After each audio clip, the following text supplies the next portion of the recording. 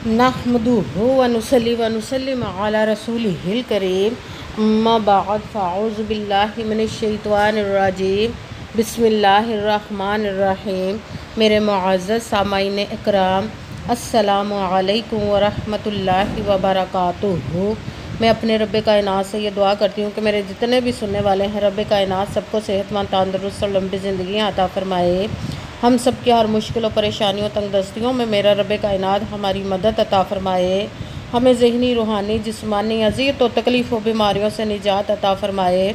हमें ज़हनी और रूहानी सुकून अता फ़रमाए। हमें बीमार दुनिया से बचाकर बीमार मदीना बनाए। और जो हम सब के हक़ों में बेहतर है, मेरा रब्बे कायनात हमारे लिए वो अता फ़रमाए। और जो हमारे हक़ों में बेहतर नहीं, उसका ख्याल भी हम सब के दिलों से निकाल दे और हम सब को अपनी रज़ा पर राज़ी रहने वाला बना दे। आमीन सुमा आमीन। माशाल्लाह से आज 13 ज़िलहज जुमेरात का दिन है।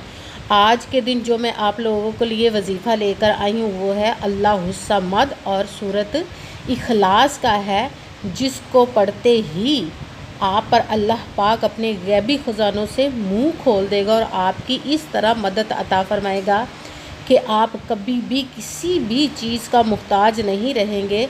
आपको रब्बे कायनात इतना अता फ़रमाएगा, इतना अता फ़रमाएगा कि आप दूसरों को बांटते फिरेंगे। कि ये जो महीना है ज़िलहज का, ये साल का आखिरी महीना है। इस महीने में अगर आपने पूरे महीने में कोई अमल नहीं किया तो आज इस अमल को लाज़मन कीजिएगा।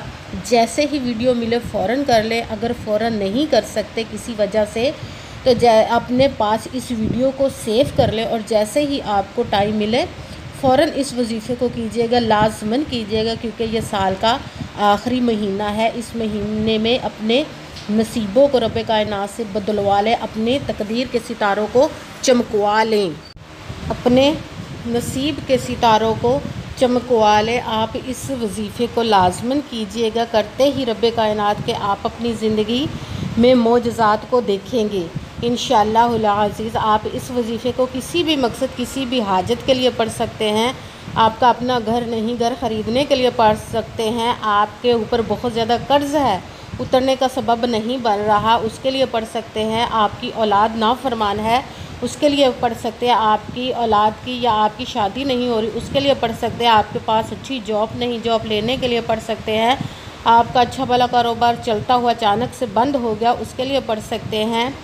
आपके घर में कोई बीमार है या आप ख़ुद बीमार हैं, उसके लिए पढ़ सकते हैं। मतलब कि इस वजीफ़े को आप किसी भी मकसद, किसी भी हाजत, किसी भी मुराद के लिए पढ़ सकते हैं। मगर जब पढ़ने लगे तो रब्बे कायनात की ज़ात पाक पर यकीन कामिल रख के पढ़िएगा। कहते हैं कि यकीन कामिल होता है, पीर कामिल नहीं होता। और अच्छी नीयत रख के पीजिएगा कि रब्बे कायनात कुरान पाक में इरशाद फरमाता है इन्नमल आमालू बिन्नियात, कि जो अमलों का दारोमदार होता है वो नीयतों पर होता है। अगर हमारी नीयत अच्छी है तो हमारा अमल भी अच्छा होता है, और अगर हमारी नीयत ही अच्छी नहीं तो हमारा अमल भी अच्छा नहीं होता।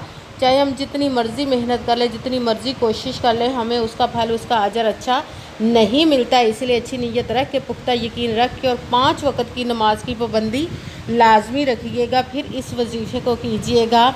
और आपने मेहनत करनी है। मेहनत करते हुए आपके जहनों में, दिलों में ज़रा सा भी ये वसवसा नहीं आना चाहिए कि हम ये अमल तो कर रहे हैं, पता नहीं ये हमारा अमल कबूल होगा या हमारी ये मुराद पूरी होगी या नहीं। अगर ऐसा वसवसा हमारे दिलों में, जहनों में आ जाता है तो हमें कामयाबी नहीं मिलती। इसीलिए आपने पुख्ता यकीन रख के, अच्छी नीयत रख के फिर वजीफ़े को करना है, क्योंकि आपने अमल करना है। उसकी मेहनत का, आपकी मेहनत का फल, उसका अजर देना उस ज़ात पाक का काम है, क्योंकि उसकी दस्ते कुदरत से कोई चीज़ बाहर नहीं, उसके कुन कहने की देर हर फ़याकुन हो जाता है। आपने मेहनत करने के बाद उसके कुन का इंतज़ार करना है। इंशाअल्लाह अज़ीज़ वो आपके नसीब को बदल देगा, आपकी तमाम नेक और जायज़ मुरादों को पूरा अता फ़रमा देगा इंशाअल्लाह अज़ीज़।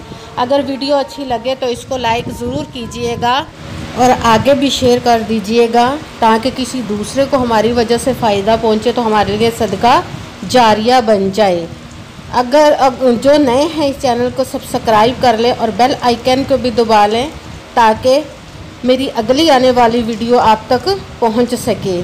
अगर कोई मुझसे किसी मसले के बारे में सहारा करवाना चाहते हो या किसी काम का हिसाब लगवाना चाहते हो ये किसी काम के लिए वजीफ़े को पूछना चाहते हो, या कुरान पाक ऑनलाइन पढ़ना चाहते हो, या महफिल मिलादुन नबी के लिए बुलवाना चाहते हो, तो व्हाट्सअप का नंबर वीडियो पर चल रहा है, आप लोग मुझसे रब्ता कर सकते हैं। अगर मेरे भाई या बुज़ुर्ग मुझसे रब्ता करना चाहते हो तो व्हाट्सअप पर वॉइस मैसेज करके मुझसे बात कर सकते हैं, अपना मसला बता सकते हैं। अगर बहनें या माएँ मुझसे रब्ता करना चाहती हों तो व्हाट्सअप पर वॉइस कॉल करके मुझसे बात कर सकती हैं, अपना मसला बता सकती हैं।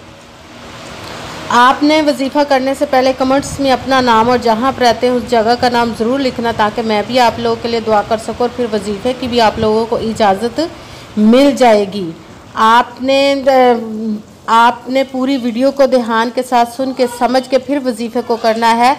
ऐसा ना हो कि वीडियो को स्किप कर करके छोड़ के सुने और कोई बात रह जाए, फिर आप वजीफ़ा करें और वो ठीक ना हो। आपने ना तो किसी अमल में कम करके पढ़ना है, ना ही ज़्यादा बढ़ा कर पढ़ना है। अगर कम या ज़्यादा कर देते तो भी वो हमारा वजीफ़ा ठीक नहीं होता। इसलिए जिस तादाद और जिस तरतीब के साथ मैं आप लोगों को वजीफ़ा बताऊंगी, उसी तादाद और उसी तरतीब में आपने इस वजीफ़े को पढ़ना है। आप इस वजीफ़े को आज के दिन 13 ज़िलहज जुमेरात के दिन किसी भी वक़्त पढ़ सकते हैं, किसी भी नमाज के साथ पढ़ सकते हैं, नमाज के अलावा पढ़ सकते हैं। आप इस वजीफ़े को कहीं पे भी बैठकर पढ़ सकते हैं, घर में, ऑफिस में, मदरसे में, यूनिवर्सिटी में, कॉलेज में, शॉप पे, कहीं पे भी बैठकर पढ़ सकते हैं। मगर जब पढ़ने लगे बिल्कुल खामोशी, तवज्जो, सुकून के साथ पढ़ना है कि वजीफ़े के दरमियान ना तो आपने किसी से बात करनी, ना ही उठना, ना ही फ़ोन इस्तेमाल करना है। अगर हम दरमियान में किसी से बात कर लेते, उठ जाते या फ़ोन इस्तेमाल करते तो वो हमारा वजीफ़ा ठीक नहीं होता। इसीलिए जिस खामोशी, तवज्जो, सुकून के साथ आपने वजीफ़े को करना, वजीफ़ा मुकम्मल करने के बाद ही आपने किसी से बात करनी है। जब आप वजीफ़ा करने लगे, अगर किसी नमाज के साथ पढ़ रहे तो भी बेहतर, नमाज के अलावा पढ़ रहे हैं तो भी आप पढ़ सकते हैं। एक मरतबा दिन में पढ़ना चाहें, 2 दफ़ा, 3 मरतबा, जितनी दफ़ा पढ़ना चाहें इसको पढ़ सकते हैं। मगर जब पढ़ने लगे तो आप अगर नमाज के साथ पढ़ रहे तो नमाज मुकम्मल करने के बाद, दुआ मांगने के बाद आपने इस वजीफ़े को शुरू करना है। अगर नमाज के अलावा पढ़ रहे हैं तो आपने एक बावजू होकर एक जगह पर बैठ जाना है। कहीं पे भी आपने सबसे पहले एक मरतबा दरूद पाक पढ़ना है। कोई सा भी दरूद पाक पढ़ सकते हैं, मगर दरूद इब्राहिमी जो नमाज में पढ़ा जाता है वो वाला एक मरतबा दरूद पाक पढ़ ले तो ज़्यादा बेहतर है। दरूद पाक पढ़ने के बाद एक मरतबा आऊज़ु बिल्लाहि मिनश शैतानिर रजीम बिस्मिल्लाहिर्रहमानिर्रहीम पढ़कर अपने जिस मकसद, जिस हाजत के लिए वजीफ़े को करने लगे उसकी नियत कर लेनी है। फिर आपने सबसे पहले नंबर पर जो वजीफ़ा पढ़ना है वो है ला हौला वला कुव्वता इल्ला बिल्लाह, ला हौला वला कुव्वता इल्ला बिल्लाह, ला हौला वला कुव्वता इल्ला बिल्लाह। इसको आपने 11 मरतबा 11 टाइम पढ़ना है। फिर साथ ही दूसरे नंबर वाला वजीफ़ा शुरू कर देना है, वो है अल्लाहुस्समद, अल्लाहुस्समद, अल्लाहुस्समद। इसको आपने 10 मरतबा 10 टाइम पढ़ना है। जब अल्लाहुस्समद का वजीफ़ा भी आपने, दूसरा वजीफ़ा भी मुकम्मल पढ़ लिया तो फिर तीसरा शुरू कर देना है। आपने कुरान पाक की एक सूरत पढ़नी है जो कि कुरान पाक की बहुत ही लाडली सूरत है, सूरत इखलास। बिस्मिल्लाहिर्रहमानिर्रहीम कुल हुवल्लाहु अहद अल्लाहुस्समद लम यलिद वलम यूलद वलम यकुल्लाहु कुफुवन अहद। सूरत इखलास को भी आपने 10 मरतबा 10 टाइम पढ़ना है। सूरत इखलास को 3 मरतबा जब हम पढ़ते तो हमें एक कुरान पाक का सवाब मिलता, हमें 10 मरतबा पढ़ने से 3 कुरान पाक से ज़ायद का सवाब मिलेगा। आपने तीसरे नंबर पर जो वजीफ़ा पढ़ना है वो सूरत इखलास 10 मरतबा 10 टाइम पढ़ना है। सबसे पहले 1 मरतबा दुरूद पाक पढ़ा, फिर उसके साथ ही आपने आऊज़ु बिल्लाहि मिनश शैतानिर रजीम बिस्मिल्लाहिर्रहमानिर्रहीम पढ़कर अपने मकसद की नियत करनी है।